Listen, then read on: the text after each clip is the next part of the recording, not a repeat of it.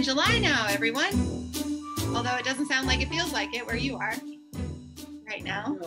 No, it's not. It's 54 degrees and raining.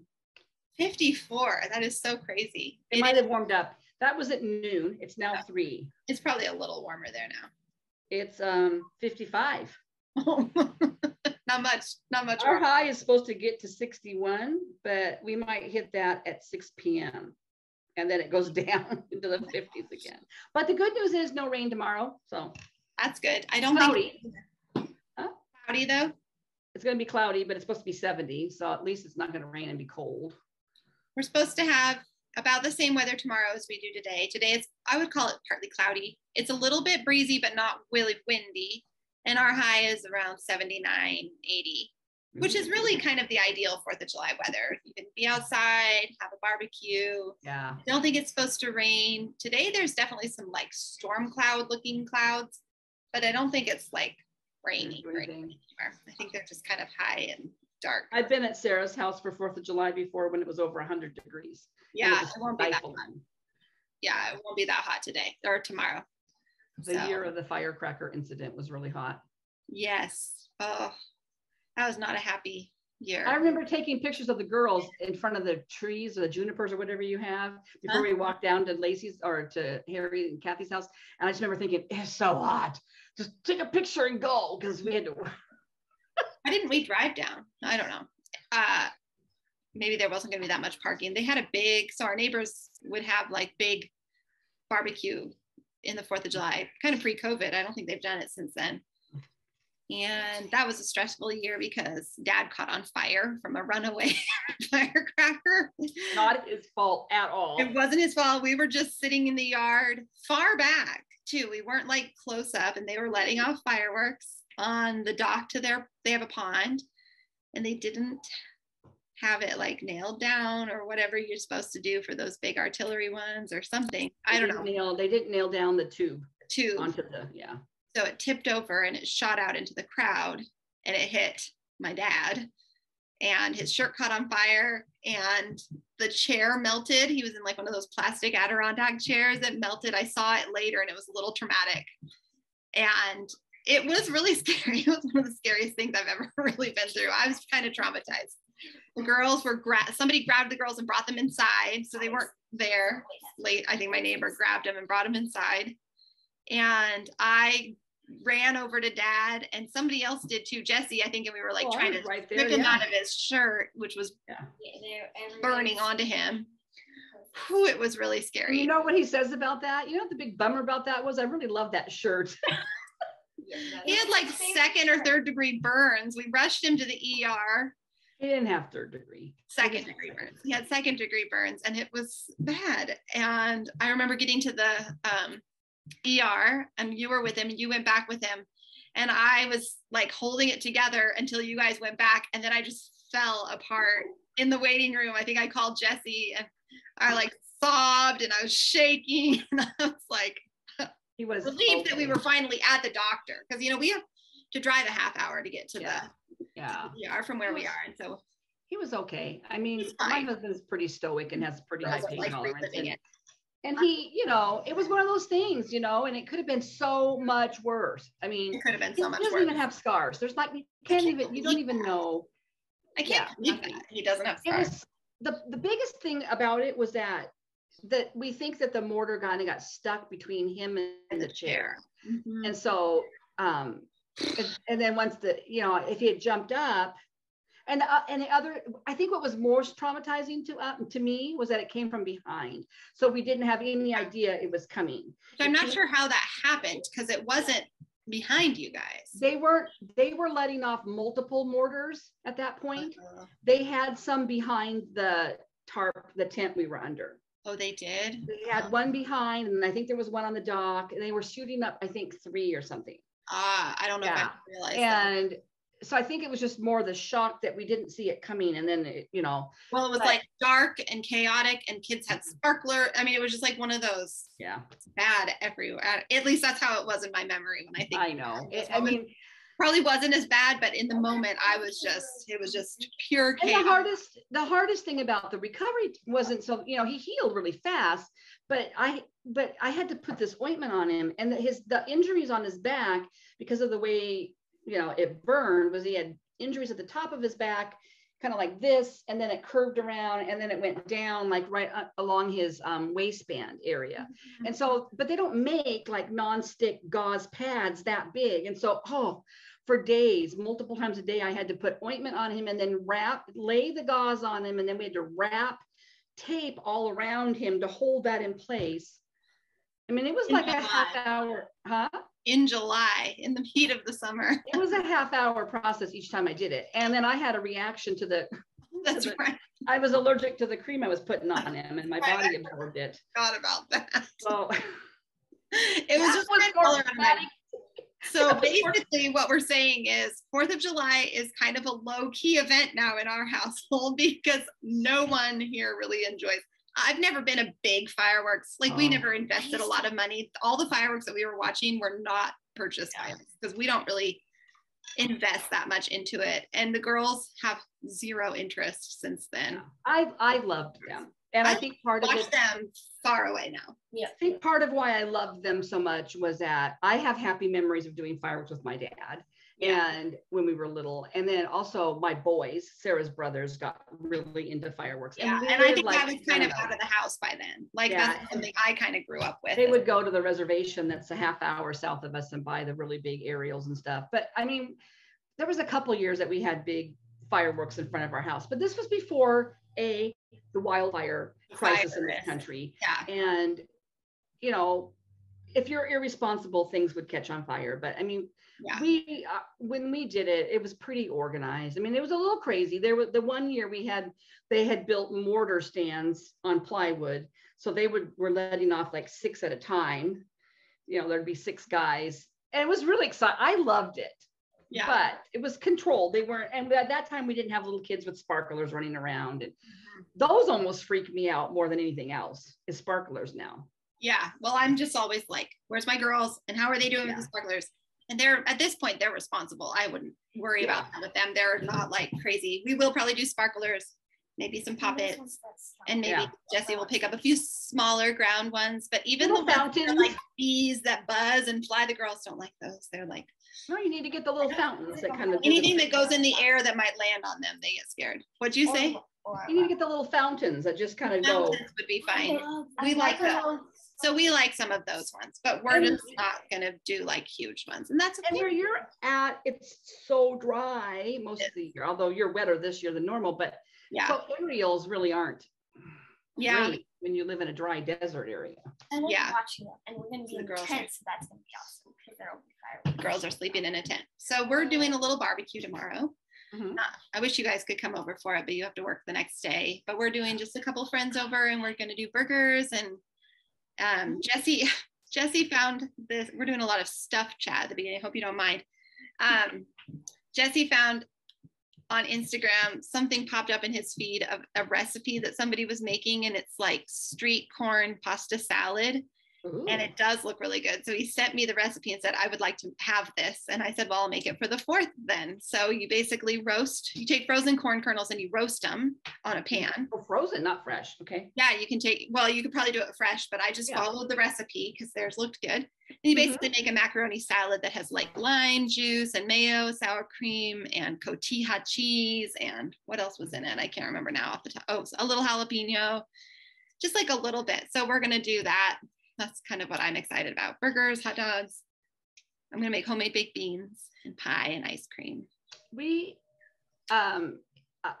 There's a food blogger that I follow, Skinny-ish Dish.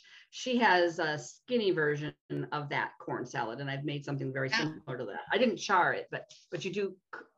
Anyway, it was good. Yeah. What are we doing? Good. Well, you know, this is what happens when your kids all move away. We're not doing a whole lot. So we are going over to our friend's house, family friends that were like second parents to Sarah and all my kids. And we used to always go over there for 4th of July, and all the kids would be running around, and there were some crazy firework gears in their front yard. Yeah. but it's just going to be all adults. And so it's just all of us old people. And then we're going to come home and I don't know, probably barbecue something and watch Stranger Things. I'm taking over to her house though for the bar, because it's a potluck barbecue. So I'm making that chicken ramen salad. That's the original one that I used to make, that has this, you make the dressing with rice wine vinegar and soy and oil. And I'm making so I'm making that. And then for Father's Day, I explored doing homemade baked beans in my Instapot. So I'm going to do another version of that to take over to her house. So we'll have some of that left over to bring home. Yeah. So it's going to be pretty low key. We're going over to Kelly and Austin and baby Penny are going over to some friend's house, which is fine. There's a lot of little kids going to be there. So I get it. All of his brothers moved away. So it's really not that much fun for them to be hanging out here. But we're going to their house for dinner tonight. So we're having lasagna and going to see them tonight. So yeah. So that's that. It's kind of a bummer when it falls on a Monday anyway, because got to work the next day, and next year it'll be different. I'll have to work, but Carrie won't, because he is counting down the months. He will be done. If his plan goes into effect, he will have his surgery in October and be done. Oh, wow. He only has from now till October. Wow, that's coming up. Mm-hmm. Yeah. 3 months.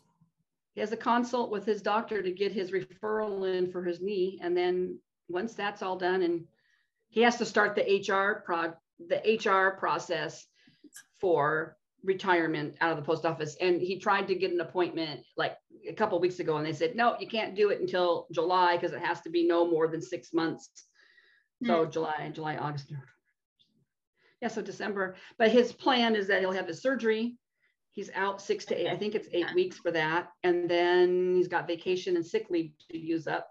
And then he'll use up his sick leave for that. But yeah, I think he thinks he won't have to go back at all. He might have to go back for a short little bit in December, but we'll see.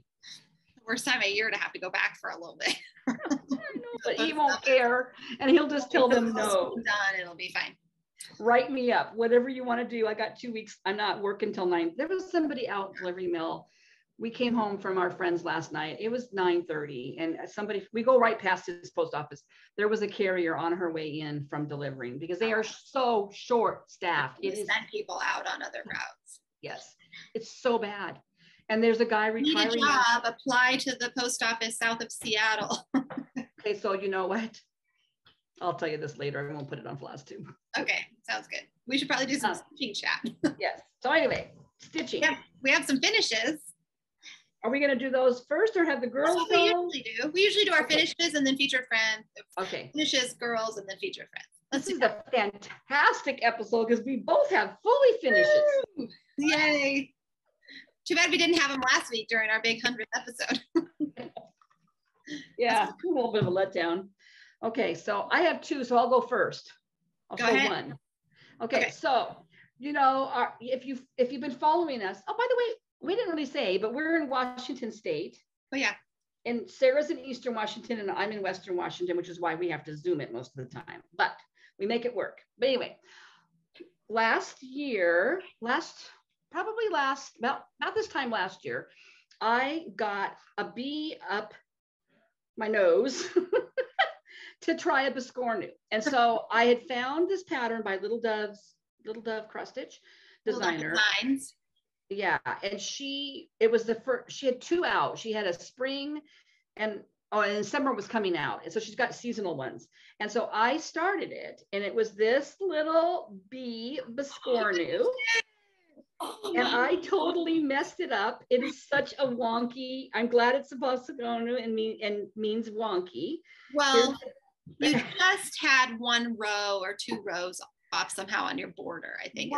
And so it was a huge learning experience for me between this one and then the one I did for our SAL, because we hosted a SAL, which mine is sitting over here, and I just have to put the button in, but it also is kind of wonky, because by that time I realized most of my patterns that I've seen for Biscornus have they have a cross stitched or a running stitch border, but they also have a cross stitch border.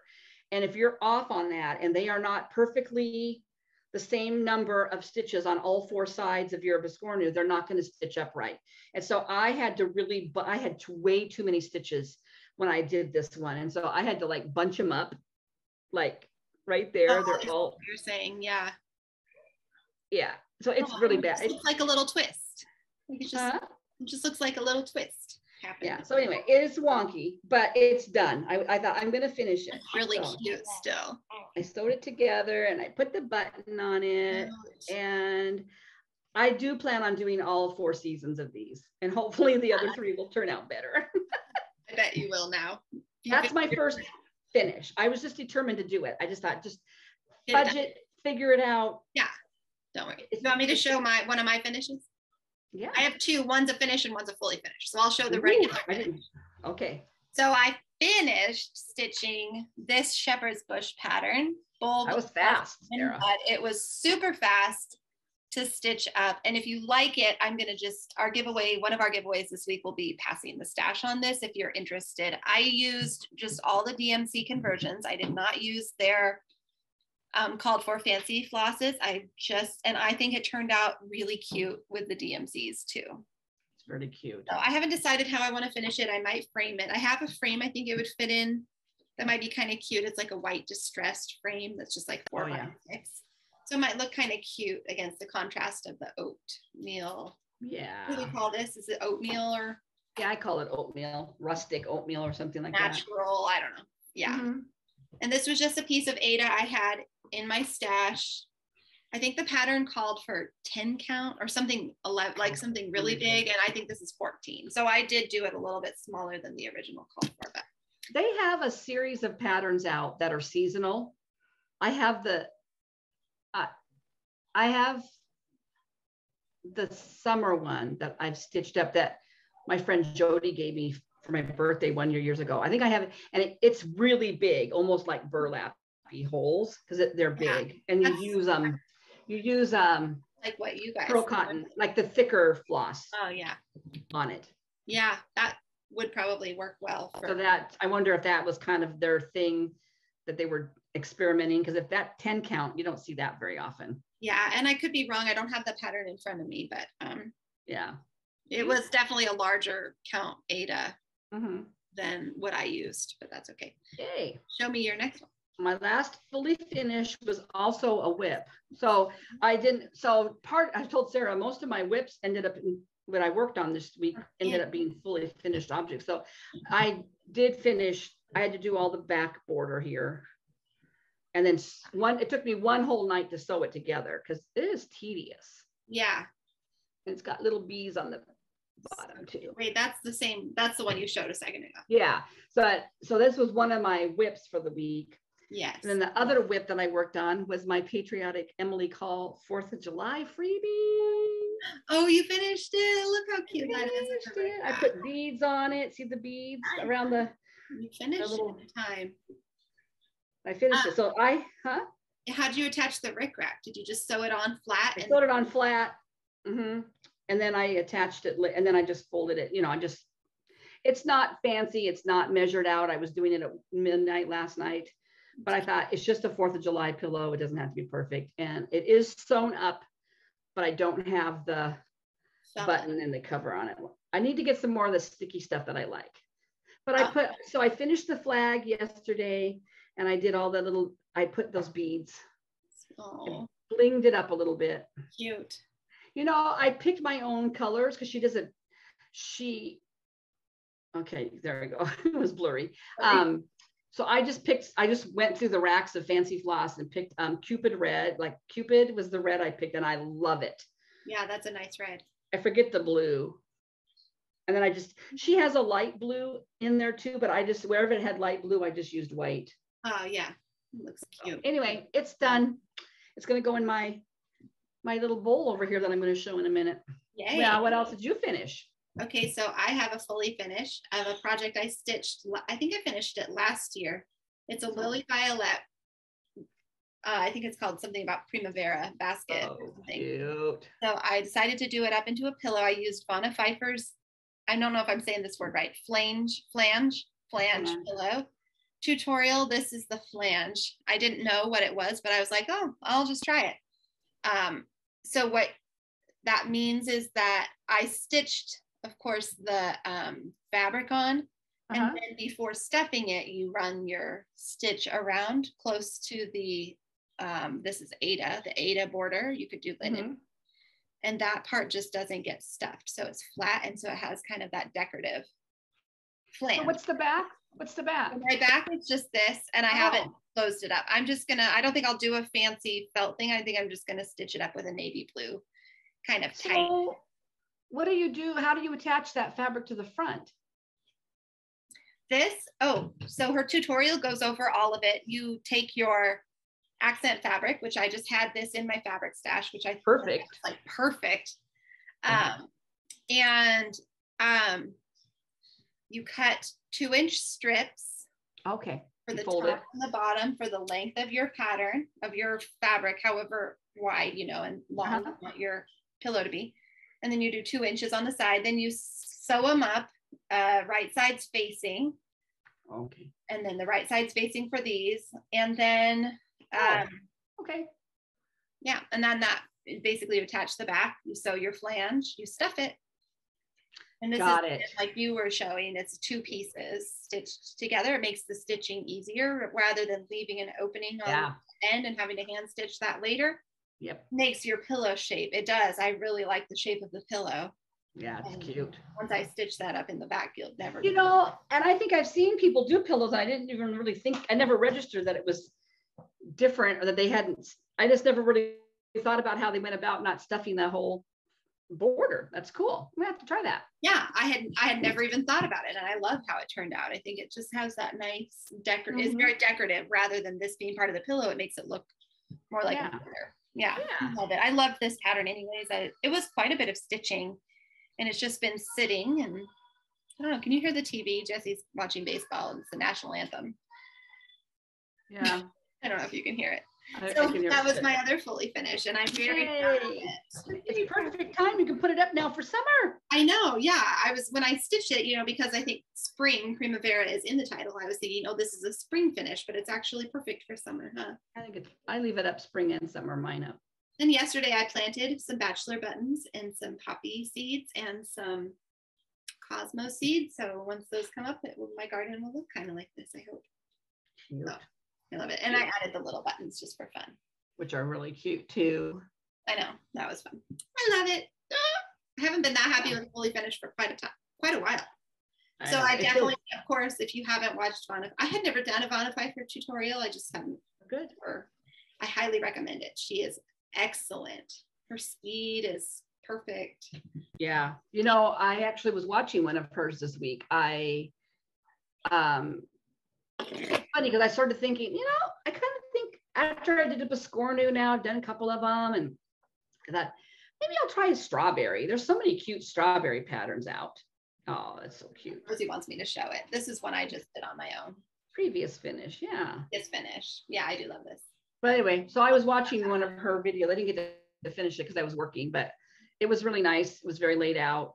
Her tutorials are really good. And then I was watching Kanday 614 Stitcher, and so she was doing her July plans, and so Garan Sunshine Stitchers are doing the designer of the month focus, and apparently this month is Erica Michaels, and I thought, oh, I don't really have any Erica Michaels patterns, and I had gone to look on 123 Stitch, and she has a ton of strawberries. And actually Kanday is starting a Christmas strawberry. Oh, fun. Yeah, so I thought, strawberry tutorial. So she has, if you go to her page, I'm probably telling people that know all of this already because I'm just newer to the party, but you can go to her videos, and if you click videos, it'll allow you to look through based on topic, and so you can see soft finishes or other things. And so this was one of the soft finishes, flange. Yeah. But she has several others that I'm like, oh, well, and we've been talking a little bit about we were talking about one of our favorite Flosstubers that we got started watching earlier on, and how we enjoyed watching their finishing stuff, but it wasn't really our style. It's a little bit more over the top and also more expensive. And I don't have extra funds usually to go buy a bunch of stuff to add to my stitching. And I also don't have the mental energy to be super creative. And so I was thinking, I just need to find ways to finish things that I really love that are maybe simpler, and maybe you just use things that I already have. Mm-hmm. And this was pretty quick. So I loved it. I will definitely do another one of these. I would love to do a small flange pillow now.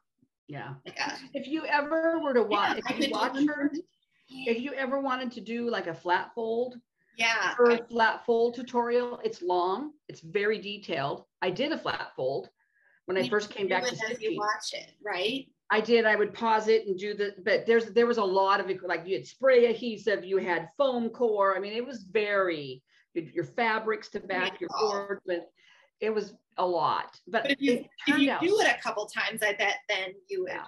And it turned out super cute. What I need, what she has all laid out, is a better system for cutting boards. Yeah.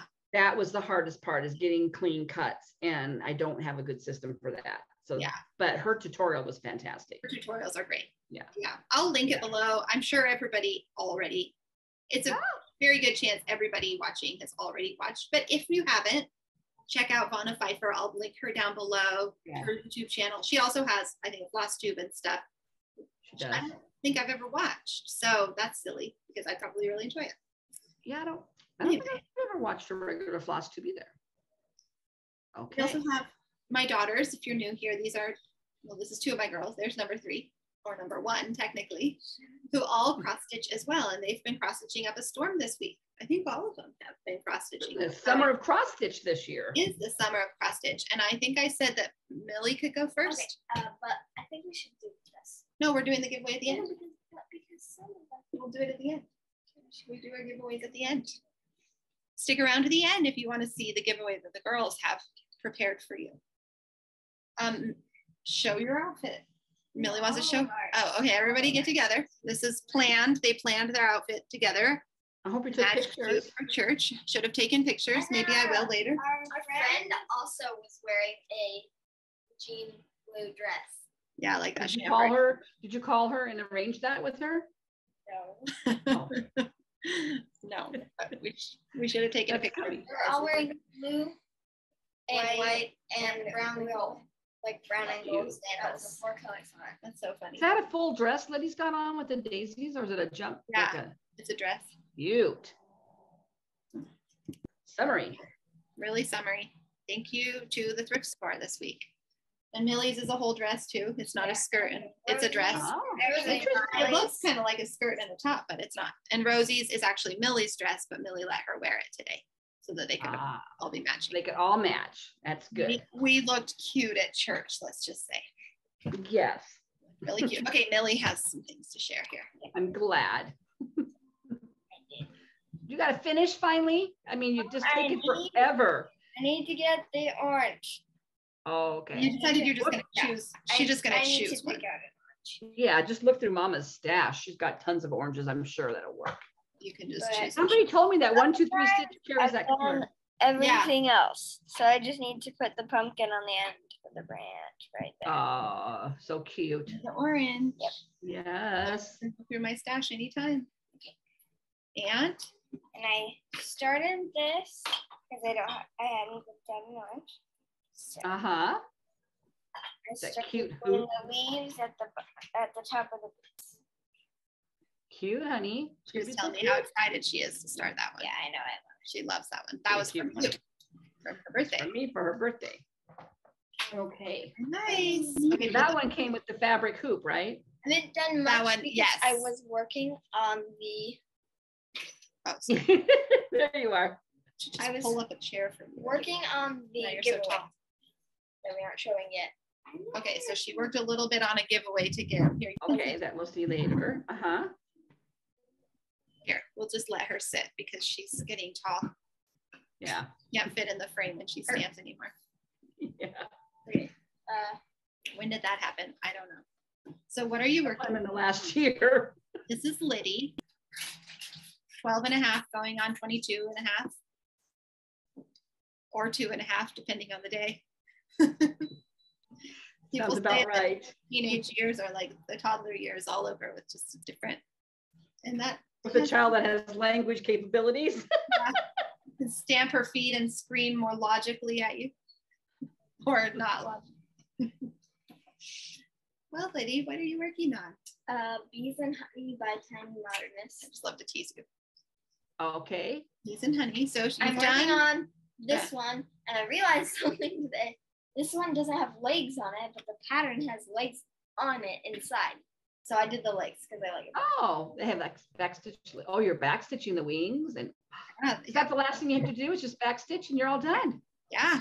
So it's just the wing, right? This hoop because of this. You're gonna finish it with that hoop? Yes. You're gonna finish it with the hoop. Yeah. That's cute. That'll look perfect in a hoop. I can't remember. Yes. What are you gonna start next? That one next. In blue? On a blue fabric or white or an oatmeal? You could probably use the leftovers of my that would be cute. or maybe this color. I've got some of that one. Ton. Remember all that Ada that Aunt Nancy sent? Yeah, we've got lots. There's all kinds of colors of Ada in there. Yep. Which one are you gonna do? I'm gonna do one of the little pillow ones. I don't know if I've Maybe decided that. yet. But I am waiting towards that one. I'm waiting towards that. Really And you need to do, your mama needs to put that in a pillow for you too. Yep. I'll teach you how to do it. Yeah, cute little mini pillow. Super cute. Teach you how to do a pillow. One of the things that Vonna did in her tutorial that I'd never even seen or thought about doing is that she fluffs the stuffing, the polyfill. She like takes it and kind of like picks it and fluffs it, which I've never done. I would just shove it in there. And that did give a really nice, even fluff to the stuffing. Anyway, this is Rosie. Rosie is 9 going on 19. No, 9 going on just straight 9. She's pretty much 9. Yeah, she's 9 in every way. Delightful. What are you looking for? Pattern? No, not my pattern. The picture? Okay. Oh, that's right. I forgot you were working on the fairy. Imagine Fairy. This is a kit from Mom too, from Mimi, huh? Joan Elliott, Design Works Crafts. See ya. I'll put this over here so you can see. So that's a busy pattern. That's a big pattern for you, Rosie. A lot of stitching on this. Oh, you did the little, oh, is that her dress? Oh, that's her dress. Yeah, oh, I her was thinking skirt. that was a stem. Oh, that's her skirt. Yeah, right here. Oh, I see. Stem of Okay, her yeah. skirt. Uh-huh. Okay. Are you going to stitch her next then and then fill in all the flowers? Probably. That would be the most fun way to do it, don't you think? Yeah, that's what I would do too. Flowers all around her. She's cute. Yeah. Very nice. Thanks for sharing. Good job, Ro. Good job. Well, we do have a featured friend. I think I got a couple of submissions, but this one is old that I somehow missed from Sheila. Sheila, if you are watching, I don't think I ever shared this one and I feel so bad. It came along with her email saying she wanted to be in the stitching exchange, which we should have talked about. We can do that after this. And somehow I got her in the stitching exchange, but then forgot all about the photo of her stitching. So she says, well, I'll just show it. I'll put it right here.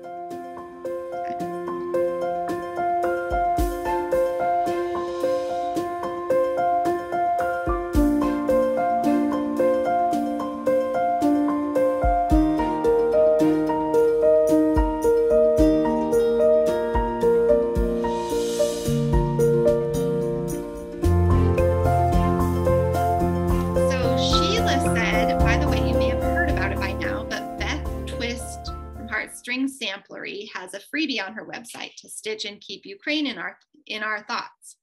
It was a quick stitch, and here's mine, which may include a quote personalization or two, which I'm assuming means just in slight change to accommodate something. But trying to may peace abide. Around the world, may peace abide. It's really pretty. It does look very simple. Are you looking it up right now to see if I am looking it up. It's just done in like a black or brown. Oh, so she personalized it by doing color. Sheila, I love the fabric you put it on. I love your color choices. Yeah. Super pretty. So that's still available, it sounds like, as a freebie on Yeah, it's a freebie on Beth. Yeah, it is. And it's beautiful. And it's a beautiful sentiment, and we need to keep it in mind. Yeah, it's still totally appropriate, although I wish it wasn't necessary. But if your dad is watching Footloose, I'm going to be really mad. I am hearing some. It's Footloose. Yeah, I can hear it now. I wanted to watch it. I've never seen it. He says, I don't want to watch that. Hold on. I've never watched it either. I'm recording this. It's too loud. I want to include you yelling at him in the video.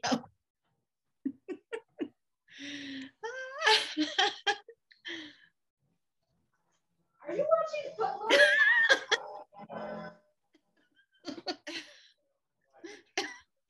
He's watching the Umbrella Academy. Oh, why did you think it was Footloose? Because they're playing Footloose on it. I don't know what they're doing. I can't. But it's music in the background. I said, turn it down. He goes, it's only when the music comes on that it's really loud. And he said, Kim, when I turned the TV on today, because I watched it late last night after I went to bed, it was on level 60, because I've been watching This Is Us on Hulu. Super quiet. Hulu is quiet. It's really quiet. And he has the same problem with HBO sometimes. Shows are super, super muted. Plus I got the AC unit going. Yeah. So it's like on this side of me. So I have to crank it way up, but it's not loud if I'm watching This Is Us. But then he turns it on. And it's like super loud for whatever he's watching. Well, at least he's not watching the movie he said no to watching with you.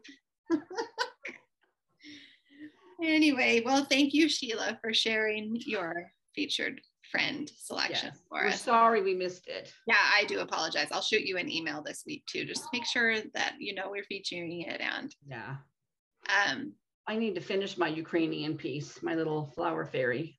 Yeah, you do. She's close. Well, kind of close.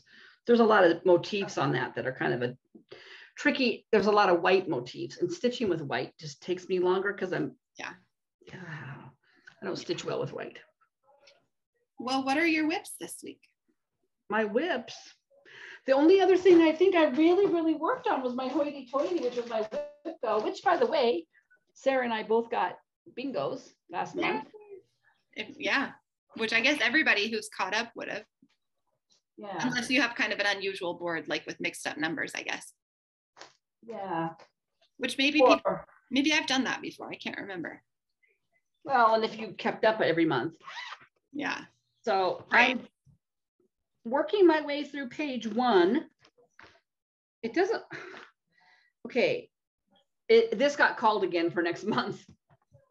So I did this box. I did him twice. Oh. It's not going to focus. Come on. It took me one night to rip him out. Oh. Here we go. If I do it maybe slower. Yeah, I also want, there you go. Ripping out one over one on 25 count takes a while. So he got done. And then I also started working back up in this border. I did all this black. Wow. And started filling in that flower. So pretty. So just right over here will be the middle of the border. Oh, wow. Yeah, it's little. It's tiny. Yeah, it's pretty tiny. I was looking at Carolyn Zook showed hers, and she's doing it on a bigger count, and it looks huge. Yeah. But the motifs show up so much nicer on hers. I mean, mine just don't photograph well, but. But in person, it looks so pretty. Yeah. So, and it'll get another 4 hours this month. Good. You'll probably get halfway through the border at least. Well, halfway through the top border. I was looking at, so where I'm at, if I look at the pattern here, I'm stitching. Oh, yeah. I'm stitching. I just did him. And you're probably about a quarter of the way through that border. Yeah. I'm right here. Yeah. So I got a little more ways to go. So here's the middle, but I think the page break is right here. Yeah.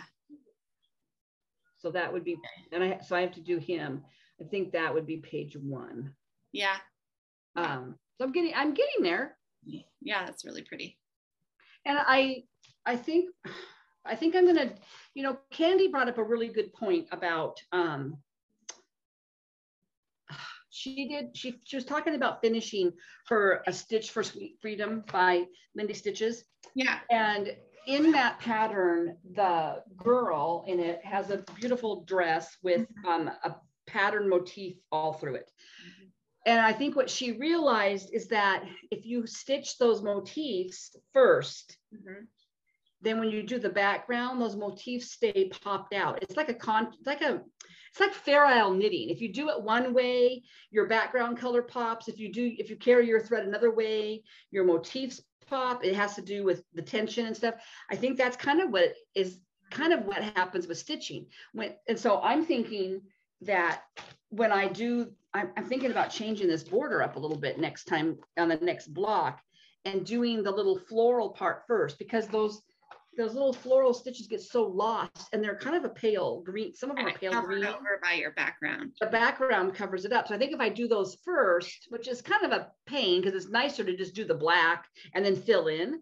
But I think what I'm going to do is do the little motifs first, then do the black, which is kind of like reverse filling in, really. Yeah, really.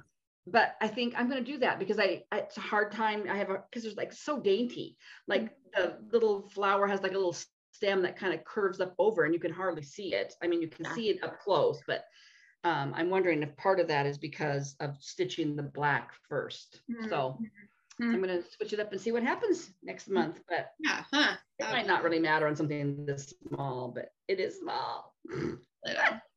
My itty bitty hoity toity. So that I think is really all I worked on, because I spent a couple of nights.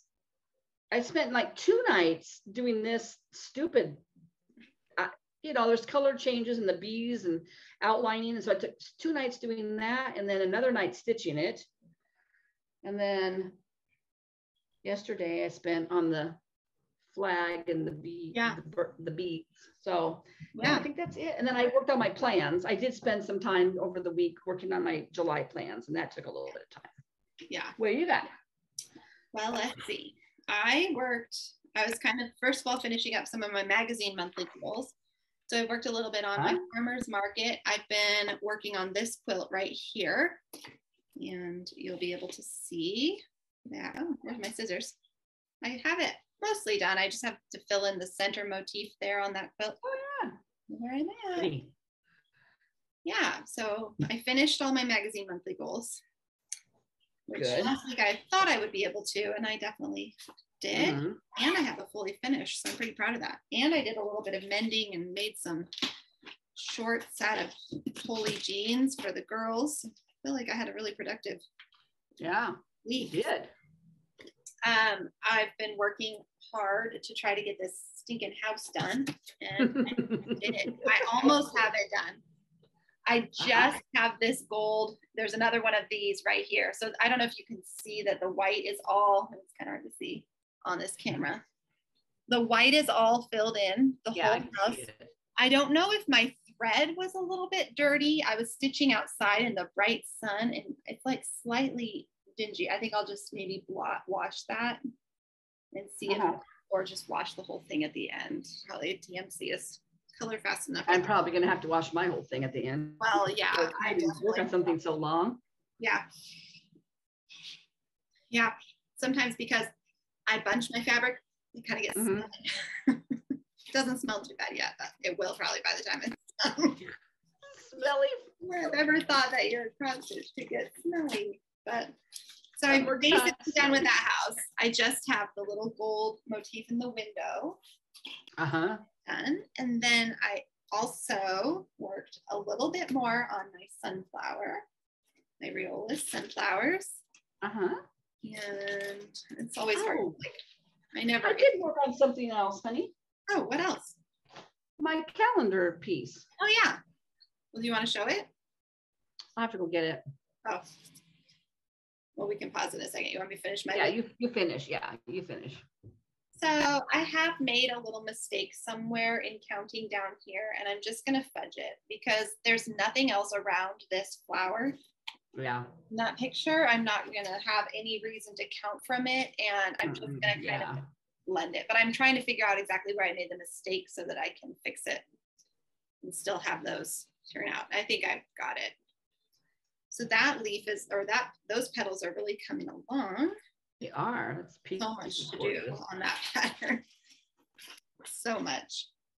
So much. I know. It's a big one. So this was really disheartening. I've been working on this. Remember how I was like, I'm sure I won't have made a mistake on this border because look how easy it is. And I've no. There's a half stitch. Because this linen is hard. It's one of those ones that's not very even. And so I've just actually, I think it's linen. Maybe this is even an even weave. No, this is a linen. I bought a linen. I'm off half a stitch going vertically. I can't remember if it's here or here now. I think it's, I'm going to have to pull out. It won't take me that long, but I was like, oh, I'm almost done with the border. I'm going to get to start stitching on the cute pattern. And then I realized as I was getting closer, I did the same thing on this flag. In here somewhere, I had half a stitch off, and I thought, not ripping that out. No, not for that. For this, I have to because it's a border. It will be noticeable if they don't line up right. And I try to be so careful about that, but I know. I was checking and checking and checking, and still somehow I did find where that half stitch. I found where I made the mistake. So I know exactly what I have to rip out, but I was so bummed that I didn't. You know what it makes me feel like I'm in good company about mistakes. I was watching Gail from Gail's Golden Needle. She doesn't have a new one, but I was behind on watching her. And she's just so honest. Yeah, she pulls out this beautiful piece after piece. I've got a mistake somewhere in here, but I'm just going to make it work. I'm just going to fudge it over here. And then she'd pull out another piece. Yeah, there's a mistake somewhere in here, but I thought, you go. I'm glad I'm not the only one that makes these mistakes. Life is too short, but borders are kind of critical. The border I need to rip out, but it also won't be that hard to rip out because it's really just. Yeah, it's not solid stitching. It'll be one evening, part of an evening of stitching. It won't be that big deal. But then the thing is that I have to put the stitching back in. I might just decide to not and just start stitching inside first. Just take a little break. Take a break from border. I was like, oh, I'll just do the whole border. I'm like so close. I'll just do it all. And then no, I don't think I'll put it back in yet. And then I'm still beading. So I'm doing Christmas in July. So this weekend, my goal was to get 3 hours done on Jessie's stocking. So I'm adding all the beads to this beautiful rosewood manor pattern that I've worked on all year. I stitched an hour and a half on it last night. So I have an hour and a half to go today to hit that goal. And let's see. So gorgeous, Sarah. Is it showing? Let me. Yes. A little bit more so I can. The red is popping on it. Yeah, there we go. Now I can. Oh my gosh, I need to do these patterns. I know. Look how pretty that one is. Oh. When you do your beads, are you just doing one stitch through it and then on to the next bead? I am. I'm just doing, I feel like these are out for part of a year and then I fold them carefully and put them in a bin. So I feel like they don't need to be highly secure. Oh, that is just lovely. So I do have, a long. Oh, I love that tree. I love the tree that's sparse and all berries. It's on the backstitch one. Yes, I love that one. Last night, and it makes that tree look so pretty. Oh, there's something about this piece, Sarah. Every time I see it, it makes me feel so nostalgic. What does it remind me of? I don't know. I can't even tell you, but oh my gosh. Maybe it's just the simple nature of just doing. I don't know. I don't know, but I love it. So you can see I have a lot left. And then last night, as I was getting ready for bed, I put it aside. I have all my little beads in a glass dish with a lid that was living on my end table. And I was in brushing my teeth and I heard shattering glass and scattering beads, and the kitten had pushed it off the end table. Sarah, my cat is a menace. I was like, what are you doing? Like, they're outside. Fast asleep. But So the girls are sleeping in a tent outside. So we've been keeping him inside so he doesn't kind of like bother them. And he's usually fine. He usually just sleeps all night or whatever. So, and he was like snuggled up in a blanket when I got up to go brush my teeth. I'm in brushing my teeth. When I hear this shattering, he had gotten up and crawled around, and somehow he either knocked it off on purpose or he bumped it off. So then instead of going to bed when I wanted to, I cleaned up all those beads. And the glass. Yeah, and it was tiny shards. So I'm kind of like, I might take all the beads back out of the neck. I put them in another dish. I just grabbed a custard cup and was like throwing them in there. But I think I'm going to take them all out and put them on like a wet paper towel and then sort them out to make sure there's no little tiny shards that got from my fingers. How did you pick them all up? Because they're tiny. I like just pushed on each one, and yeah, where they were on the carpet. So it was kind of mostly on bare floor, on our hardwood floor. Some of them had gone onto my rug. Where they were on the rug, I used a DMC label and pinched one end and scooped them up with the other end so I could get them really precise and not have to worry about the glass. But on the hard floor, I could just kind of carefully poke the. Oh, I bet you were saying some bad words. I was like, what is going? And I put him down in the bathroom and closed the door. I was like, I don't even care if you have food and water or whatever. You're in here for the night. He was fine, by the way. But anyway, I don't know. I love beads, but even doing the beads last night, I just had them in the container they come in, a little plastic. I have to put them out in a thing. And if I push on it just right, I can get one bead or maybe two. And then I kind of just stick my needle in and scoop one up. Well, that's a good idea. But if you bump them at all, I had them in my nightgown. Yeah. And then I think I flipped my nightgown. I do one at a time, and I just take it and put it on the needle and put the needle in, and then I poke it up. Before I don't even always pull the needle all the way through. Sometimes I leave it on the fabric, so it's really stabilized to put the bead on and then pull it through, because I'm like kind of worried about running out of beads. It calls for 3 packages. I've used one whole package on that amount. So I'm not sure if they're if it actually needs more than 3. So I'm a little nervous, especially because like I had said, it was a little bit tricky to find that color of bead. Right. Did you take all of that she had? I took all 3 packages that she had at Threadneedle Street. Well, send me a text with the ones you need, and then when I go next week, I'll check it out. If anybody happens to, I haven't even done any online research because I thought, well, it calls for 3 packages of 03003 Mill Hill beads. So I bought all 3 packages that were on her rack and thought, well, that should be fine. But now I'm really nervous because if there were beads like scattered around that I didn't see, I was really vigilant to look for them, but I'm going to go pull things out and vacuum. I still haven't vacuumed the little rug because it's like tucked behind the couch. You can't really like step on it. I'm not worried about it, but I'm going to go look again and make sure I didn't miss any. I wonder if there's like a bead thing going on, because somebody on one of the Facebook groups I'm in was trying to find beads for a piece. But she couldn't find them anywhere. And I think they were a Mill Hill too. So I wonder if there's a supply chain issue going on. Maybe. And I haven't, when I first was looking, 123 was out of them. They may have them again because they come and go out of stock, like stuff at 123. And I found them on some other online website store that I could have bought them at. I just didn't do it at the time. Then I found them at Threadneedle. So it may not be any problem. I may just look and see if I can buy 1 extra package. So my mind is at ease. That's everything I worked on. Plus my finishing. Right. The bulb, and then I did the fully finishing. Okay. Are we back? You're back. Okay. So I forgot I did work on something else. It was my calendar piece for the year. And I'm working on June, which is not my favorite square. Can you believe we're already to July? No.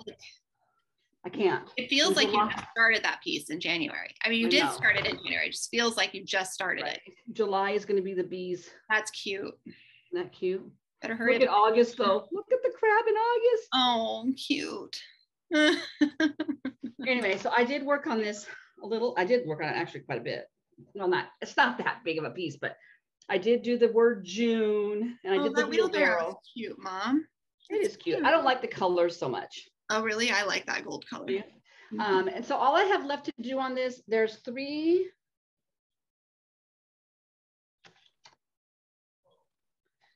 There's 2 bigger little butterflies and then 2 tiny ones. And there's just a little bit of ground down here. But I did not meet my June goal of getting it done before July. Boo, but you're close. You could finish it tonight if you wanted. I probably will, just to get it out of the way. Yeah. Well, that's where we're at for the year. Cute. Yeah. Anyway. Down the other side, does it just say the words over and over? Spring, summer, fall, winter? Oh, yeah, the whole border. Spring, summer, autumn, winter. And then it'll say spring, summer, autumn, winter to the side. Yeah. With flowers in between them and hearts.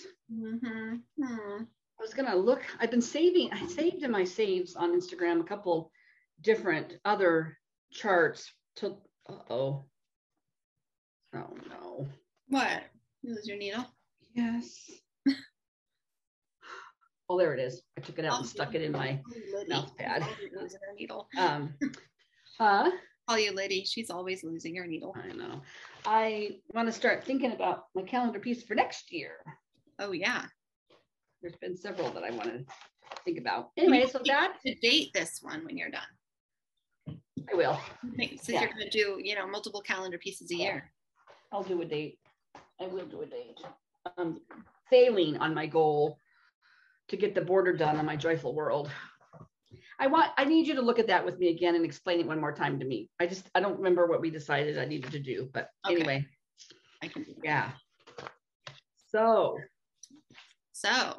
there's our win. Well, plans now? Haul or plans, one or the other. My haul is pretty limited. Do you have haul? No, I went to Hobby Lobby. What did I get there? Get a gift, I think. What did I get at Hobby Lobby? I got a few decorations, just 4th of July decorations. Oh, I got a ton of yarn, Mom. Oh, I should have brought that up to show. Oh, yeah? All that yarn? Well, it's all in the bin. Like I put it all away. Yeah, okay, go ahead and grab it and bring it. Hobby Lobby, I think, might be discontinuing a few colors. No, you can just bring one of each color. Thank you. They must be discontinuing some of their colors. You can go ahead and share your haul while she's grabbing those. Yeah, I got my punch needle and primitive stitcher summer. Oh, cute. That I ordered. Oh, that's a big one. That's Dreaming of Summer. She's got a little lighthouse and a little boat. Dreaming of, not summer, dreaming of, what'd she call it? She calls it Dreaming in the Seashore. Gray multicolored one. The tiny one. There wasn't anything I was just dying to stitch in this one, which is the first time. Well, last month was a little bit, like I was really, yeah. Jenny McGowan, the Blue Flower, hers didn't really speak to me much, which is unusual. Yeah. I do like this, Faith, Hope, and Love by Teresa's Primitive Treasure. Oh, that's cute. It's kind of simple, but it's not like, oh, I need to stitch that tomorrow kind of thing. But it's something that I would maybe stitch someday. There's a lot more, there's a lot of punch needle in here. And then, Priscilla and Chelsea have their Bucket Brigade 4th of July piece in there. Oh, right. Yeah. And then, is there one more I like the Barbara Anna, but I'm not going to do it.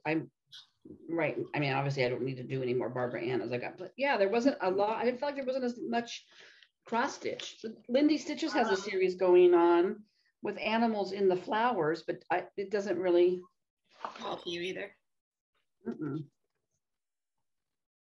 That's cute.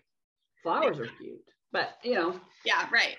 It just wasn't. You're not like a huge animal stitcher or anything, anyway. No, I'm not, and I'm sure there are a lot of people that are. But there is this one that I think is really pretty, and it is by Twin Peak Primitives.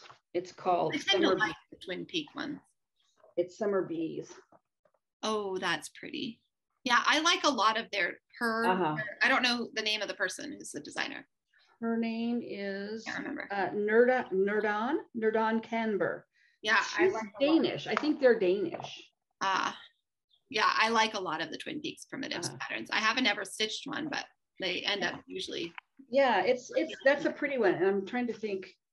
She chooses. Oh, she has weeks, but with a DMC conversion. anyway, so that came, and it came early. So I was kind of surprised. I was kind of happily surprised. I was having kind of a blah day at work. And so I bought that. And then this is not really stitching related, but it kind of is. So Sarah and I have bought these Katie Daisy planners. This is the bigger one. So you can see. Yeah, that's what I take all my Flosstube notes on it. Yeah, so I have this one that I'm using for my cross stitch. So that's a week spread, right? So you've got nice big chunks to write in. Yeah. But I have I like her personal smaller ones, and they're like spiral bound, and they run from, they're usually a year and a half. So her newest one is 2022, 2023. So it starts in August of this year. So I bought it because I love it. Love hers. I want all of them. Like if you look at her, here's the page right before October. Oh yeah, her art is so pretty. And you know, they're just such beautiful colors. And so I thought I'm just gonna get it. Here's her yeah, I feel like the smaller one has more of her like art in it. The bigger one, yeah, it has more of like that in it. And I miss that. I only got the big one this year. And I used a small one last year for the same purpose, mostly for stitching type planning, because I use my Google phone calendar for actual. And the thing about this, and part of why I did this, because I haven't used my one this year as much, but what I've noticed is that when I worked in my office, I would have a big wall calendar hanging. I had a weird, we had vents in the floor underneath my desk, or it was somebody else's desk to start with, and then I moved into it. But they built this metal sheath that went up the wall and vented it out over our head, so that it wasn't just AC wasn't just blowing on somebody's feet. And so it was metal, so I could use magnets. And so I would attach a big wall calendar, and I love calendars anyway, so that was always fun. But then I started buying a smaller, generic, it ran July to July calendar at Target that didn't have any picture. It had like maybe a little border. And then I was buying these monthly stickers every year and decorating it, because that was what I did at work, because I had a cute little desk area and I had room. I had a bigger desk. I had twice the size of a desk. Well, I have a wall calendar hanging right over here that Sarah gave me, which is actually Katie Daisy. So I can look at that at a glance and see it, but I don't write on it. Right. But there are work things that I want to write down. So I've still been buying that Target calendar to write down meetings, but I don't have anywhere to really lay it. And they're big. And so I'm going to start doing that in here. And this can just lay right here at my desk, and it'll have my personal stuff in it, and then work meetings, and try to combine the two together is what I'm trying to do. So I'll have my cross stitch one. This sits in the living room with me, and this will be at my desk. So this was my haul. Woo! Well, I got a lot of yarn. So when I went into Hobby Lobby, I was really just picking up something to send in my little smalls exchange that I had in mind. And so I ran in there and ended up getting a couple of like 4th of July things. Since we're hosting a little barbecue, I wanted to, very simple, all marked on sale, but I wandered over to the crafting area, of course. Of course, you must. Lobby. And a bunch of the yarns I liked. So, you know, all their hand-dyed yarns that I like. So most of them are regular price, but this colorway and a couple other colorways were marked down to $3.74 instead of like the $15 that they usually. Oh my word. So I got 5 skeins of these. This is 185 yards. I think I'll try to find a sweater pattern. I think I could, it's like so altogether I have 970 yards or something. I think I could make Rosie a sweater. Totally, yeah. This. And they also were marked down on their cotton linen blend, just a couple of the colorways again. And I don't know why you would discontinue this colorway. I don't know either. I got several of this and a couple of these. I thought they would be a cute something. Yeah. Or other. Originally, I actually thought about doing a sweater for Rosie out of these. How much were those? These were marked down to $1.24 instead of $5. Okay, so I go to Hobby Lobby on my Friday day off, but I might be going to Hobby Lobby on Tuesday and taking a long lunch break. Yeah, I've never seen that before, so I don't know if other people's Hobby Lobbies will have that or what. And somebody had already, like, some of it was already gone, obviously. Right. Like, there might have been a couple other colorways that had been marked down because there was a couple missing spots. And one of their other hand-dyed colorways was also marked down. This Ashen Mist was also marked down for $374. Oh, I like that one Four too. skeins of this. This is 400 yards of super fine. So I was thinking this would make a very pretty shawl. So I might make myself some kind of a shawl. I'm supposed to be getting a new Hobby Lobby just down the hill at South Center, but it's still not open. Oh, I know. So I think I got altogether like that's a score. Like maybe 18 skeins of yarn, which wow. I've been kind of wanting to get back into my knitting again. Rosie's been asking for a sweater. I still need to fix Millie's arms on her sweater. Yeah. So I was thinking, oh, I think I need to, and then I happened to find all that yarn. So I think I'll make Rosie a cute sweater. Yeah. We're looking at patterns and we haven't settled on one exactly. She wants a cardigan and she wants it to have, she liked the ones that had a little lacy kind of a pattern in it. So I probably will just make the final decision and say, this is the one we'll do. Yeah. Kind of fun to find that. That is fun. Oh, that's cool that you stumbled on I felt that. lucky. I felt very lucky. Okay. So that was my haul. I don't think I have anything else. What else came in the mail? Nothing stitching related. No, I didn't. I did though order my Valdanis for my Quaker summer. Wow. I just Are you starting that? Whenever they get here. Oh. In June. But I didn't. I've been putting it off and putting it off. And are you stitching it along with somebody or no? No, I mean other people are stitching it. But, okay, I couldn't remember if that was Nancy. How I should talk to Nancy. I wonder if we were going to start that together. We started the winter one together. Yeah, Aunt Nancy. Aunt Nancy, were we supposed to start summer Quaker together?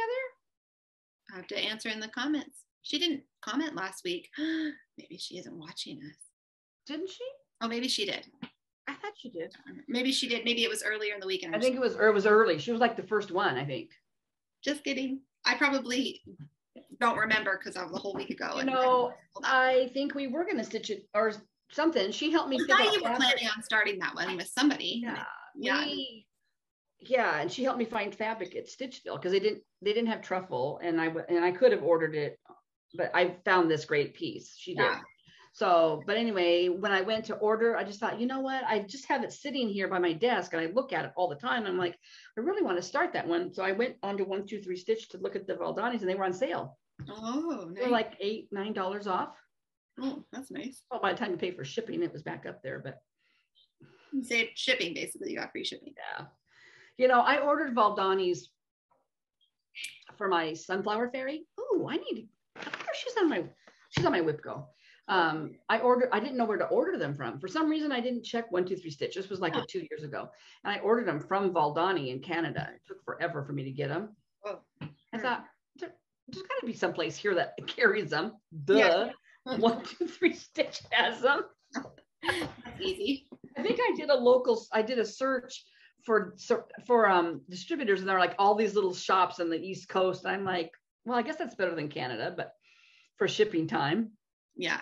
But 123 Stitch is closer. Yeah, well, probably. I think with them, I only have trouble with 123 Stitch shipping times when I order fabric. Mm-hmm.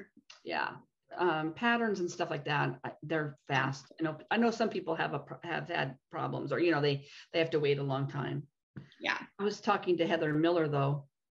I stitched with her the other day on a Zoom, and she was talking about postal in Canada. And she had ordered something from like the next town over from her, and it took like, how long did she say it took for her to get this stuff? It took forever.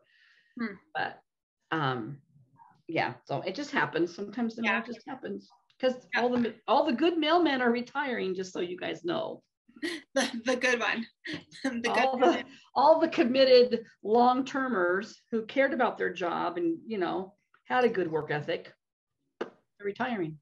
Yeah, they haven't really worked hard to recruit or replace them with people who are really invested. They treat the new people like crap and they don't stay.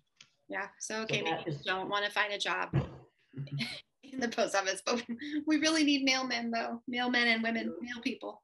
We do. Yeah, so do you got plans?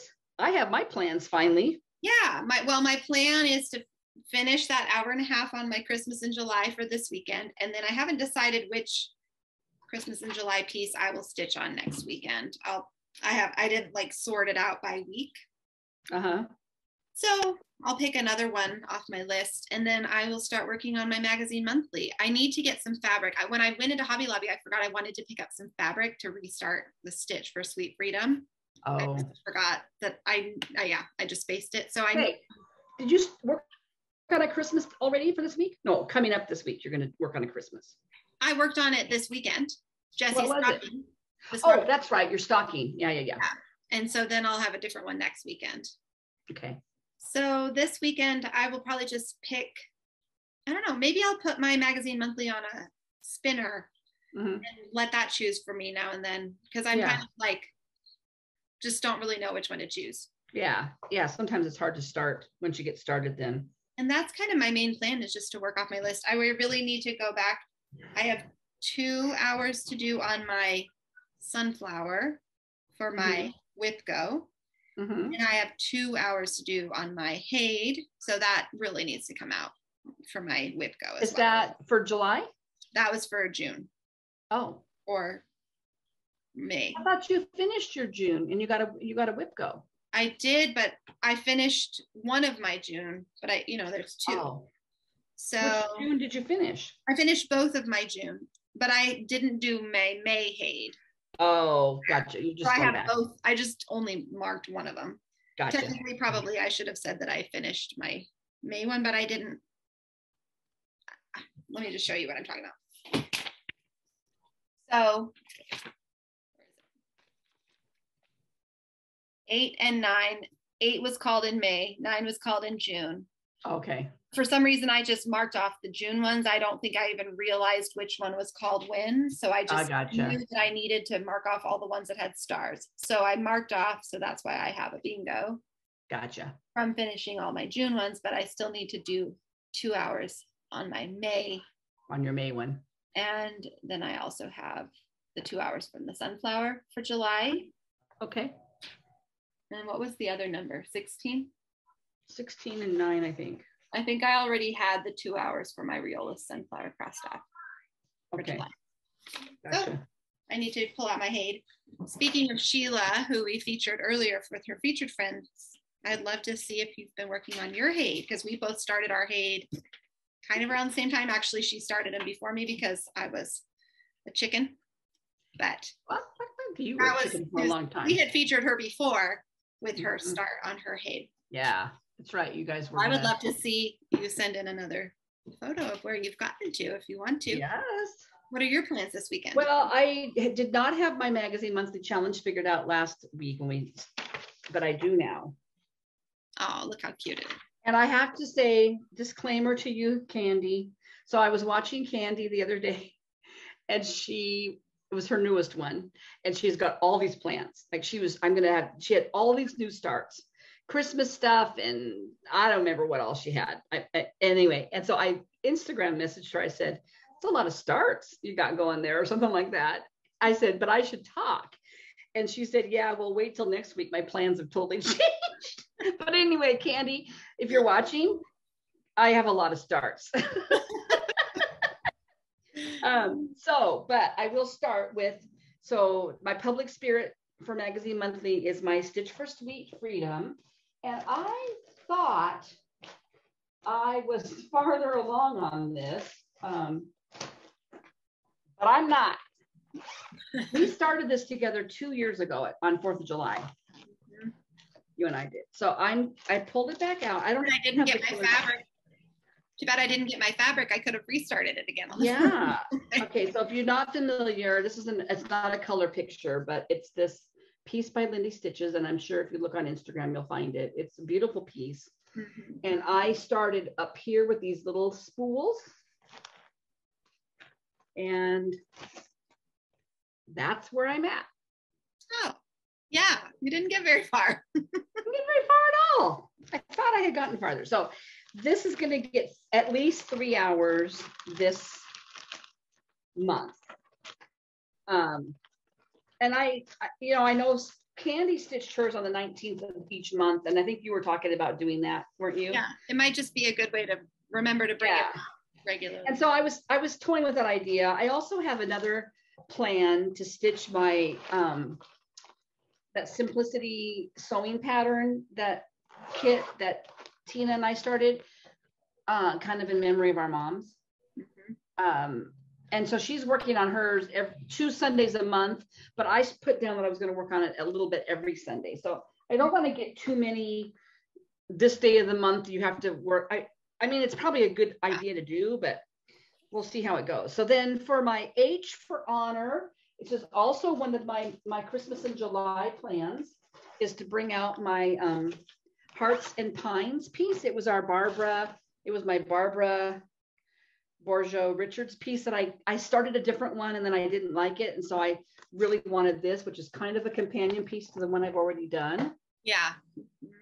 Okay, so I really love it. I don't think I'm going to do this whole border thing. I'm not sure I'm loving that.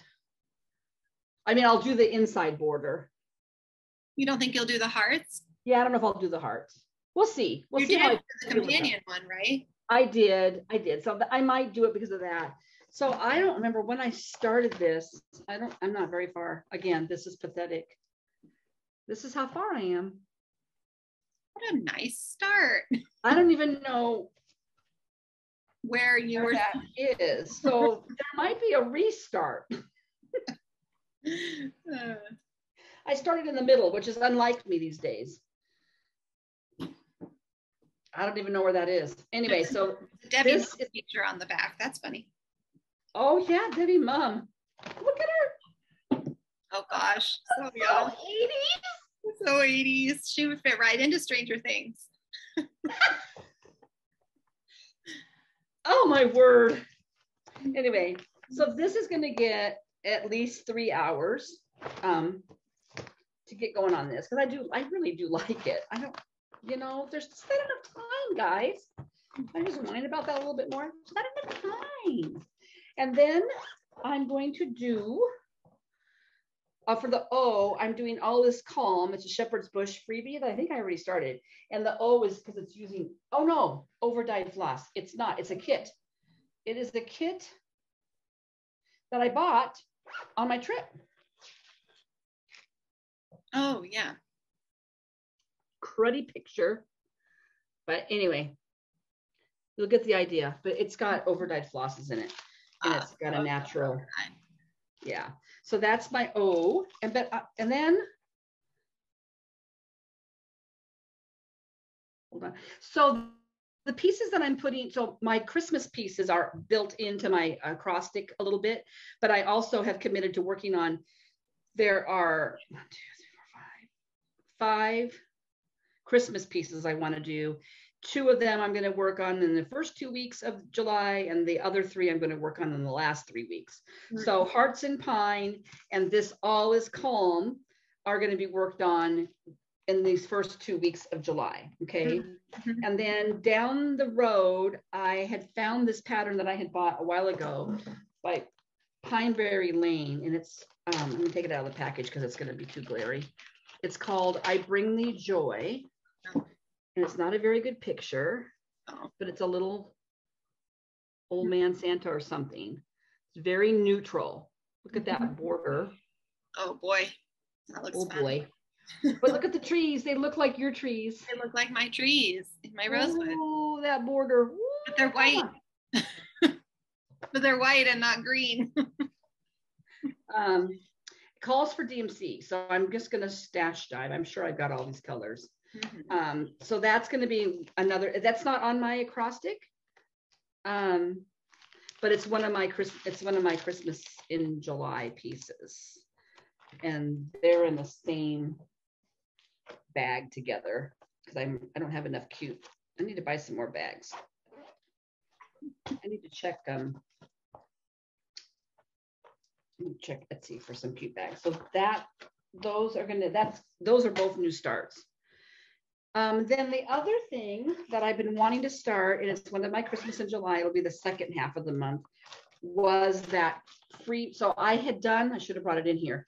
My Stitch and Stuff cross stitch store, used to a lot of them back in the day. It's a lavender and lace freebie. It's an angel. She's got the little light. Actually, she doesn't match the one I've got to frame. She matches the one I've already framed. She's red and green. There's beads on her. I had bought everything to kit her up to go, and I hadn't started her yet. So she's going to get started. And she's under N because when I look at it, I feel nostalgic for my Stitch and Stuff store. The O in honor is my Our Year July Square calendar piece. And then this one, this is a reach. Not really a reach. I had started this Barbara Anna piece a long time. I started it during 2020, I believe. And it's, I Give You My Heart, but I always referred to it as the redhead girl. Oh, yeah. And it's this crazy girl with the crazy red hair. Yes, so quirky. And I always wanted to do it because I got redhead granddaughters.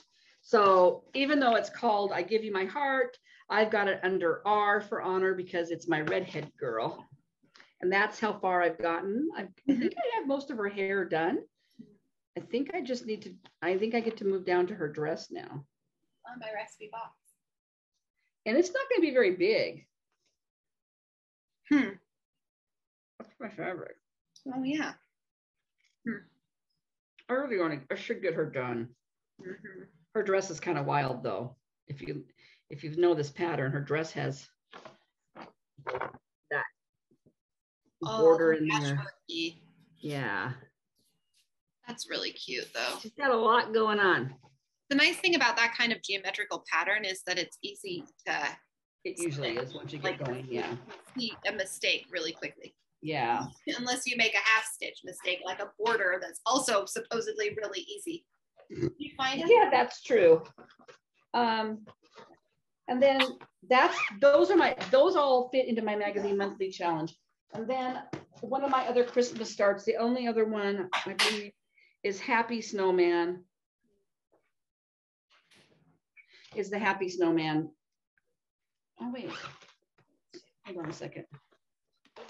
No, Happy Christmas to All. Oh, I must have mixed these up.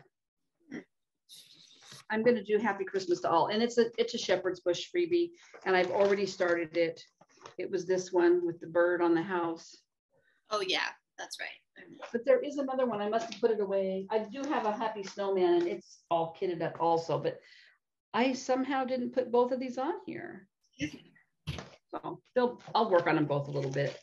So those are the Christmas plans, and then the vintage piece for this simplicity.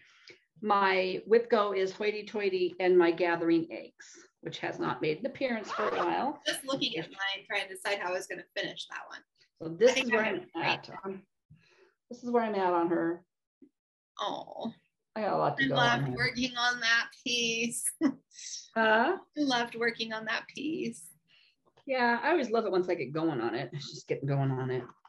So there's that. And then I had this crazy idea. Not really crazy, but I would like to start, if I get time. It's the where did it go? So I had done the chrysanthemum Biscornu for our stitch along that we did, but I had also at the time purchased the violet one. Yeah. And I have all the floss. I just need to find some white fabric in my. I would like to have one of these going. I really do like stitching these, and now that I know what I did wrong, yeah, I feel a little more confident. Yeah. So that, my friend, is pretty much. That's all. That's all I'm doing. I thought of another little piece of haul I got. So it's not stitching related, but I was thinking something else came in the mail that I was excited about, so I thought I'd show it. So for Christmas, I got this recipe box. Did you see it ever? Or it hadn't arrived. It was coming from like Ukraine or somewhere. I think it was Ukraine actually. So it says Sarah's recipes. And so I've been wanting to get recipe cards for it. It came with these beautiful wooden categories in there. Here, I'll take them. They're like wood burned, the sign. Oh wow, beautiful. Yeah, really pretty. So I finally decided to just bite the bullet and pick some out on Etsy. And I they're not like really fancy, but I was excited because there's a few recipes that I kind of wanted to copy from grandma's over in grandma's recipe box when we were visiting. Yeah. So I got these on Etsy from, I think it's called 3, 2, 1 Done. And they're really nice. I haven't even opened them, I guess, but they seem like really nice quality. And so bring them over next time you come, and you can. That's what I was thinking. I'll have to bring them over. And then there's a couple so I don't know if I've talked about Prep Dish on here. Have I talked about my Prep Dish thing on here before? Yeah. So that service that I pay for that meal plans for me, basically. Yeah. There's a few recipes that have come up that everybody's like, Mom, you got to make this again. But I have a hard time keeping track of what those were. And so I thought, well, if I have recipe card, I'll just quick copy it out onto a recipe card, and then I can. Yeah, they're nice quality. They're nice and thick. And nice. Anyway, so that was an exciting, fun non-stitching haul, but I've been wanting, and it was my reward for getting my Whipco bingo. That was why I thought, maybe my next bingo, another set of something, a different design or something. Anyway, my mom has 2 big recipe boxes, so I ended up with both of them because my sister fled town before she cared to go through them.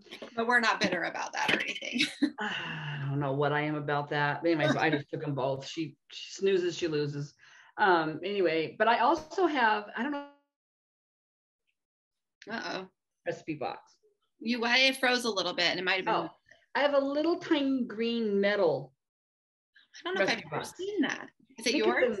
It's in the laundry room somewhere. It's my grandma. It's Grandma Eileen's. Oh, I don't think I've ever seen some of her recipes. The problem with some of her recipes. Grandpa's mom. Some of Grandma Kay's recipes were from Grandma Eileen. She wrote down from Mom Eileen or whatever she called her. Yeah, a lot of the ones that, well, it's not a lot, but several that are in that little green box were written in pencil. And they're hard to fade. I need to go in, and if they're ones that I really want, I need to go in and rewrite them. My banana bread recipe card from Grandma Ruby that I've had for 40 years, it's ripped, it's bent. Some of the pen is, I got to rewrite that. I should have it memorized, but and it's kind of fun because I do like looking at my mom's recipes, and there are recipes in there. Like, we're so looking things up on the internet all the time, but there are some tried and true. What do I want to do for 4th of July? Well, let me see if there's any favorite salads that we always make. Because otherwise I feel like I'm having to reinvent the wheel every year. Whereas if I have a recipe box, I can put favorite things in there. Right. And this chicken ramen salad that I make. That's what I was just thinking, that I want you to write. I want that recipe because I love that recipe. There's a ton of variations out there, but none of them are exactly like this. I haven't found this particular recipe out there. They, how recipes, they take off and then people tweak them and then that's what's uploaded. This one, I haven't seen any with this dressing on it. Right. And the dressing is really yummy on it. So and I found it in my mom's recipes. I didn't have it. I probably have it written down in my recipe box somewhere. My recipe box is a mess. It got knocked over so many times and they're just shoved in there. They're not even in categories. Yeah. And I used to cut out recipes out of magazines and then tape them to recipe cards. Like, why do I have these? I haven't made most of these. Like, save this for no particular reason. It was the olden days when you bought magazines and you went for the food recipes because you didn't have the internet. Mm-hmm. So recipe fun. Cards. Well, fun. I'm glad you got your cards because I know you were talking about wanting to get some. And I didn't want to just use plain old index card. I wanted something. Start off with at least nicer. Something fun. Yeah. Well, we have some giveaways from last week to do. Should we do those now? Yeah, we had a big giveaway. Okay. So do you have that fairy pattern handy? Because that's the one we're going to draw. So I had purchased the Mirabilia Fairy Flora, and actually I probably am going to get another copy of this for myself because I really love it. I like that one too. Maybe I would like stitching that the way I liked stitching. No, I don't think I'd like it because it's on dark fabric, and I think you kind of have to do it on a dark fabric to make it pop. Yeah, I know. I might not enjoy it like I enjoyed. It's on a grayish brown though, so it's not black, but it's beautiful. It is so and pretty. The word to use in your comment was fairy. So I'm doing, we don't usually do this live, but because it was kind of a big one. So Paula Brubaker won the fairy. Paula, congratulations. So let me write that down so I don't forget. Oh, and yeah. then we also are giving away $100 gift card to 123 Stitch, and the word you needed to use for that was gift. So here we go. Here we go. The winner is going. The winner of, it's taking a while. Sorry, 1 second. Okay, let's see. Is Sharon Mahone. Congratulations, Sharon. She's won several giveaways lately. She has lately. Wow. Congratulations, Sharon and Paula. So we can email the gift card to Sharon. I have your email address. And Paula, have we done a recent giveaway for her? I mean, I don't know if we do. Huh? I'm thinking we don't have Paula. I don't know that she's ever won anything. She's commented. So Paula, send us your featured friends. Yeah, Paula, send us your address, Paula, and I will get that out to the mail to you ASAP. Now Sharon Mahone, she lives in Canada. Oh, she does? I know, and I'm wondering, I was thinking about if an international person won, if we would rather do an Etsy. Sharon, yeah, why don't we'll get in touch with you, or you can get in touch with us. She does come to the States though every winter, and I think they winter in Florida. Okay. So she might opt to keep, so let us know what you want, Sharon. Yeah, we'll touch base with you and see which you would prefer. Because I'm fine doing Etsy too. We just chose 123 Stitch because we figured it's a little bit more stitching focused, but there's a little bit more available maybe than Etsy does. But if you want an Etsy card, that would be fine too. I just don't know I don't know if it's, I know a lot of Canadians do use 123 Stitch, but I don't know if there's a heavy tax, or I don't know how that works for international. So we're open to either one. So just let us know. But yeah, congratulations, friends. That's so fun. Thanks for being with us all this time. I know, I was like, so many comments were like, I found you from episode 1, and I'm like, you have been with us through thick and thin, man, because it's been a hard couple of years. It's been a couple of years, that's for sure. And we had some sweet. Some of those early episodes are pretty bad. What I wanted to do at the end of our last episode, the 100 episode, I wanted to find the beginning, our episode 1, and put it as like the opening at the very, very end of the video, but I don't have it on that computer. I don't know where it is. It's on YouTube still, but I don't have the like raw, non-uploaded file. I couldn't find it anywhere. So I don't know if we did it on, but I'm pretty sure we did it on that computer. So I don't know if it got, I don't know. Anyways, but I was kind of bummed because I thought that would have been really funny. And if you weren't with us and didn't know our beginning story, so the first episode that we didn't have music, it didn't have any credits, it didn't have anything. It didn't? I thought Jesse put that together. I think he did it on our second episode, or I feel like it was when I was at your house. I haven't watched. I'm not brave enough to go back and watch that. We did the first episode over Zoom, and then the next weekend, Carrie and I got to go visit Sarah and the girls and Jesse for the first time during the pandemic, and we recorded together. I'm pretty sure the second episode, and that was when they had the huge power outage and all that stuff that went on. I think it was Memorial Day weekend, but our husbands were really cheering us on, and Sarah's husband went and did the ending credit and showed how to put the music on it. So he picked the music. I just pulled it up. This is hard to watch. I can't do it well right now. Not that we're necessarily better, but at least maybe a little bit more like loose. I don't know. It was hard. It was a hard one. Those early ones were hard. It was fun though. I remember really enjoying doing it. Yeah. So anyway, and Sarah's brothers were watching it. Oh, you guys are great, Giving us tips on how to be influencers. They were trying to be influencers. They were our first subscribers. Were my sons. You remember? I'm pretty sure I texted you like, we have 6 views, and it was like mind blowing. Even though probably 5 of those were family members. Anyway, it's been very sweet, and I've really enjoyed lots of friendships coming out of it. Mm-hmm. We always talk about that being such an important part of it.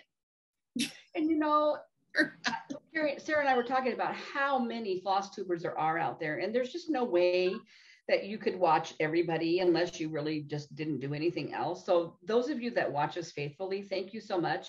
I mean, I think we are honored that you would choose us to watch, because I know I've got several that I faithfully watch because they feel like friends to me, you know, and that's what we wanted to be. You know, we just kind of wanted to be friends. We wanted to have a community of stitchers. So I was telling Candy, and we were Instagramming back and forth, and she's going on a cruise with Garan in another this month, and they were at StitchCon. I said, we just don't have anything like that on the West Coast. We just don't. I don't know of any retreats or any cruises leaving the West Coast, any of that kind of stuff. So this is our community, is our little, And we got to talk about our small exchange though. Yeah. Mm-hmm. So if you have done the smalls exchange, hopefully you've sent out your gift to your partner by now. If you have received yours, could you go on Elfster and just scroll down when you go to that exchange page? If you scroll down just a little bit, it'll say something like, I've received my gift with like a check mark or something. Just check that. Yeah. It does give you an option of writing a little note that says thank you, like just a little thank you note, and that would post it either just to the person who sent. Theoretically, you may or may not know who sent it, depending on whether they marked the envelope or not. I don't know how everybody is doing it. The person receiving mine will know who it's from because it has my return address. Mine too, because and it would be kind of obvious because it's in Washington. You know, I don't know. Well, it might be the only ones in Washington. Anyways, but if you just mark that way I can kind of track to make sure everybody's gotten theirs. If in the next week or so you haven't gotten yours, could you let us know? Or if for some reason you're not able to get yours sent out, could you also let us know? And maybe everybody's gotten theirs. I know my partner will be getting theirs. I sent it yesterday, so it should definitely be there in time for our Zoom meetup.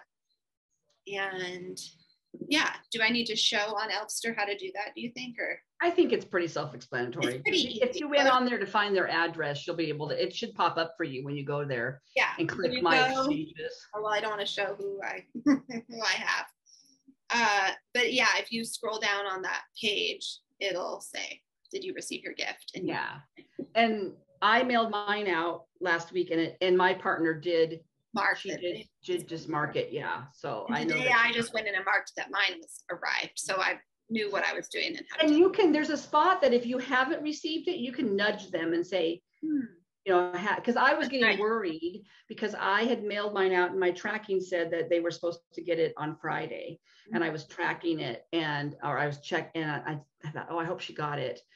And so I did just kind of nudge her. And then when I looked, it says that she got it now. Okay. So, good. Okay. Yeah. Good.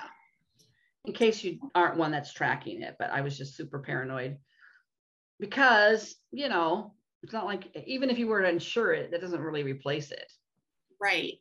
Kind of luck if they lose it. Well, yeah, that would be upsetting. So we will have our Zoom. It'll be specific to the Christmas in July exchange, July 23rd at 12 noon Pacific. We've said that a few times before. Right. So I will send out that email link. I say that every week. I will soon. I put it on the. Somebody was wondering if we were going to do just a regular Zoom meetup, and we should do one. Yes, I want to do that as well.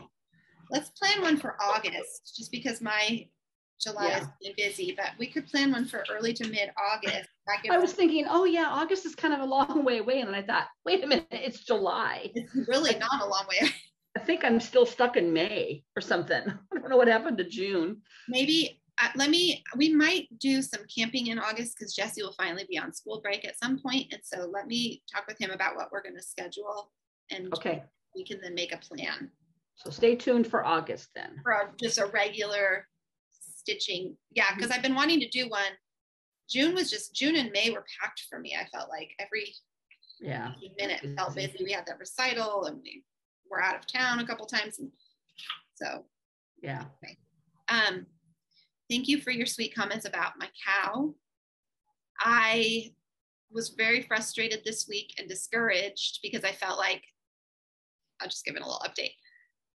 So we were trying to give her vaccines, if penicillin, to fight the mastitis, but it was really difficult to get her poked in the neck. Not sure how much penicillin she was getting, and it felt like it was making her scared of us because she didn't like that, obviously. So I felt really discouraged that we were going backwards in moving her towards being able to milk her, convince her to get in the stanchion and all of those things to fight the mastitis. So we kind of, and then the syringe, twice she jerked away. The last 2 times we gave her a vaccine, she jerked away and it broke the syringe with the needle in her neck, which then we just pulled the needle out. It wasn't that big of a deal, but then the syringe was broken. Yeah, and I was able to get her, hey, your timer's going off. But it just felt very like discouraging. So last night, Jesse and I went out there, we took Friday off from like anything. I just needed to like not be out there worrying about it. And then yesterday we went out there with no real agenda except just to kind of spend time out there with her. We didn't give her the last dose of penicillin because we didn't have a syringe. And I also wasn't even sure she was getting anything in her because we can't get her into the stanchion. So I was really encouraged though. Her udder looks better. Like it doesn't have that like hot, irritated, you know how mastitis in a human is. Like it looked way better. The skin looked better. So I don't know if she was getting enough penicillin to kind of boost her, or if she just has been fine. I don't know. And I haven't done another mastitis test to see if the milk is infected, but I just felt a little bit like, okay, we can do this again. So how often have you milked her? Well, I haven't ever milked her straight through for her milk yet because of mastitis. And then how are you testing the milk? Oh, well, I milk her for that. I just took a little sample from each sheet and then tested it. And 3 of them were infected last week. Just out in the field you did it? Yeah. Yeah, if she has grain, she'll stand still long enough, but I can't do a full milking on her until we probably get her in the stanchion, or else we have to give her so much grain that it's not very cost effective to keep her in one place. So this week we'll keep going forward with just getting our hands on her. We still need to castrate that calf, but there was a whole ordeal trying to catch him, and he got out of the harness. And then anyways, it was just that was the night that we were like, okay, maybe we're done. I don't know. We took the break on Friday. So catch him again. We don't really need to do much with him once we get him castrated. We don't really have to even worry about socializing him or handling him a lot. I don't even care. But we do need to get our hands on him to get him banded. Yeah. So that's where we're at with the cow. I really don't want to give up. Like, I really want to succeed at this. It's something I've wanted to do for a long time, and we've got her. It seems silly not to be in that option. And I feel like we're ready, but she's not. So anyway, that's where we're at with Well, are you going to try to make sure you give her more of that penicillin though, to make sure that she doesn't rebound? Yes, I'd like to, but I'm not even going to bother until we can get her convinced to come into the stanchion. And I don't know how long that's going to take, but I don't even know how much she was getting, because she would like jerk away and it would spray as Jesse was doing the syringe. It would kind of like go everywhere. It was very frustrating and stressful because she was like upset, and we don't want to make her upset. We want her to trust us. Yeah. Have you put a halter around her? She hasn't let us do that yet either. Oh, she's just back to being really skittish. She wasn't, and now she kind of is. So. And you have to give the shot to her in the neck? Well, I need to do a little bit more research. That's where I was told to do it, but maybe I could give it to her somewhere else. I don't know. Can you get a vet to come out and do it, and then she won't be afraid of you? Yeah, maybe that might be something we need to explore, see if that. I don't know. I just think to have a vet come out probably, but yeah. Yeah, big animal vet. It would have to be 5 days. It's a 5-day, unless they could give her like some kind of mega dose. Maybe that might be something we explore. But I was encouraged that her udder looked better. That did feel like that isn't necessarily an indication that she's doing a lot better, but it put my mind a little more at ease that it wasn't just way. And it doesn't hurt the calf to drink the infected milk. Well, I'm guessing he's just drinking from the one udder. Is he getting enough? Yeah, that's my other concern. So I'm not done. Yeah. I'm dealing with it, but Right. You just, gotcha. I know. Animals. Yeah. It's not, I don't know. It's not easy. No. Big animals are a whole different ball of wax. Yeah. Aren't they? I mean, yeah. Oh, I didn't show this though, before we go. Oh, first of all, went to my dad's on Friday and visited my dad, and he had a whole bunch of old pictures for me to look at. And so I was going through them, and I found a picture of us at their house. You were, I don't know how old you were, elementary school maybe. Sure. And we're all on the back patio, and you're sitting there. I forget what you're doing. And I'm sitting on the side. So it's a side view of me, and I'm cross stitching. Oh, I don't think I have any pictures of me cross stitching. So I was thinking of taking a picture of it and sending it to you. You could put it in the at the end credits, because I did cross stitch when I was young. But baby Junie's mom told me I needed to show my your adobo. My oh no, not adobo. 4th of July.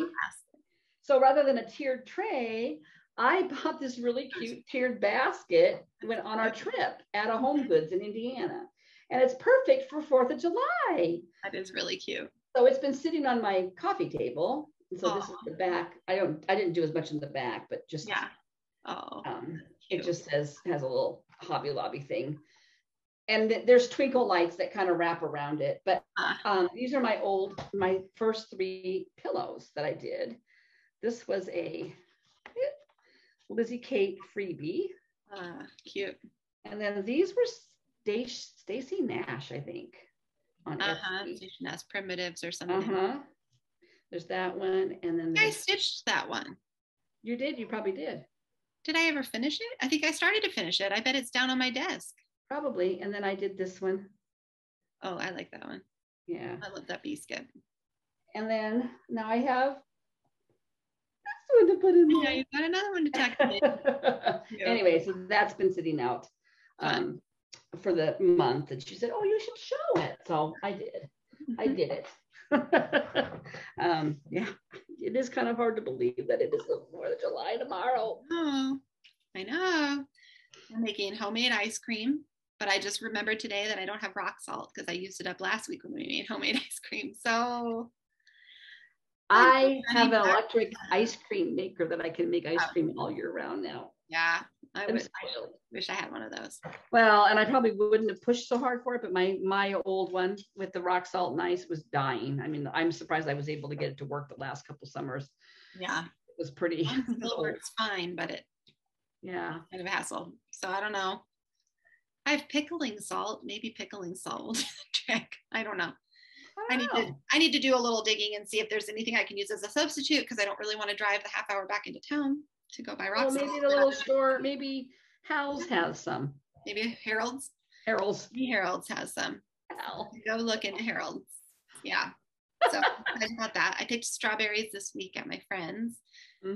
She's out of town for months, and so her berries were going to go to waste. So I made some jam and sourdough bread. We've been very busy over here. Very busy, yeah. Busy. Well, we've done a nice long time now. This is almost a 2-hour episode, Mom. Yeah. Well, we had a lot. We had a lot to say today. Well, part of it was my plans. I kind of went into my plans, which I didn't do last week. So that's true. Well, if you've made it all the way to the end here, thanks. And we are the giveaway, the girls' giveaway. Oh gosh, yeah. And you're past the stash. Oh, yeah. Oh my gosh, this is the very end. Well, if you've made it this far, you really would deserve the giveaway. You want to wait and do it next week? Yeah, let's just hold off and do it one more week, and then I'll have them come and they can do the giveaway. Let's do it next week. Yeah, because we just had that huge big giveaway today. And this will be that'll be a fun still in July. Okay. Yeah. Well, so we'll do a giveaway next week when we have things organized. Yeah. Thanks for watching, and we hope you have a great week. And if you hit somebody and rear end them, please don't run. Yeah. Somebody hit us last weekend. I didn't tell that story anyway. We honked. We honked responsibly. We were good honkers. They were bad drivers. They were bad drivers. And be kind to people. Mm-hmm. Everybody's got stuff. Everybody's got stuff, I think, So, yeah. The happy stitching. That should make everybody feel happy. Yeah. That's the answer. Everybody in the world just needs to stitch. Everyone needs some kind of handicraft hobby. Hobby habits, my husband calls it. The world would be a better place if everyone had a hobby habit. It probably would. It probably would. Well, have a good week and happy stitching. And happy 4th of July to our American people. Okay. And Canada Day. Canada Day was the other day. And happy Canada Day to those of you in Related. Canada. Okay. Bye. Watch Footloose.